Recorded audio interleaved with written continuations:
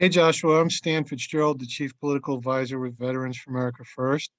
Can you tell us a little bit about yourself and your background? I see you have a military background as well.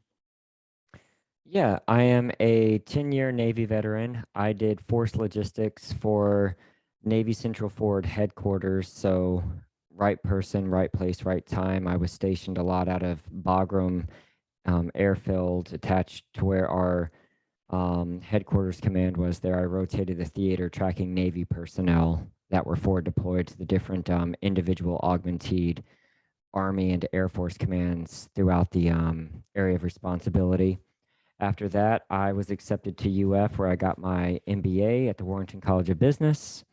And now I am a small business owner. I own a UPS store here in the Tampa Bay area in Hillsborough County, and I'm running for county commissioner for one of the county-wide seats. An interesting thing about our county is that we're so big, we're geographically bigger than the state of Rhode Island, and I need more votes than 7 governors have to get just to become a local county commissioner.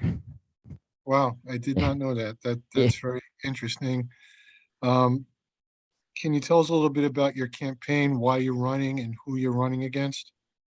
Yeah, as a combat veteran, obviously, there's so many of us running, and we all got pretty hypercharged about the lockdowns. Me specifically, my business was characterized as an essential business, and I I found that very odd, and I started talking to my wife more and more during the beginning of the lockdowns and trying to figure out why and if what I did overseas was in any way to support the government being able to decide that my business was more essential than my friend's business down the street, whom had the same age of child, whom their business actually went bankrupt, and why I was evidently more essential than them. And ultimately, that's just unacceptable that there's a difference between being responsible and healthy and being deemed as more important than someone else for any reason, especially by the government's definition. So I started getting more involved in local politics. I own a home, a business. My kid goes to school here. My wife does real estate all here in this county. I'm very passionate about local politics. I have pretty much no interest in federal politics for obvious reasons. I don't think that you get very much meaningful work done in the federal government. So I'm going as close to the backyard as possible where I can get the most meaningful results for my community and my family. Um, Hillsborough County is very unique in the fact that despite us having a $7.5 billion budget, we are constantly somehow broke, just as a county government. So I started looking at the dynamics. My background was in lean operations, less is more approach. I always valued, like when I was in theater, I was there for the changeover for McChrystal getting fired by Obama and turned over by Petraeus. And one thing that I valued about about McChrystal is that he was a less is more type of guy, team of teams, um, less red tape to the top of the food chain will get more done faster and efficiently. And I believe those same values could be brought to the local government. So I'm bringing that background to bring a more efficient approach to our pretty egregious spending habits. Our budget is 850 pages long. I've read every word, and it would profoundly shock anybody that understood what was going on there. And I'm not sure how relevant it is at the county seat, but can you tell us a little bit about your feelings on President Trump and the America First platform? Yeah, I mean it is relevant because Hillsborough County is home of MacDill Air Force Base, right? This is what brought me down here. And over 90,000 of our 910,000 registered voters are veterans, veteran families. So 10% of the voter base here is veterans. It's a huge pool. And the Board of County Commissioners actually has a direct seat, coalitioned with the MacDill Air Force Base, which is where, of course, a lot of flag officers and headquarter commands are.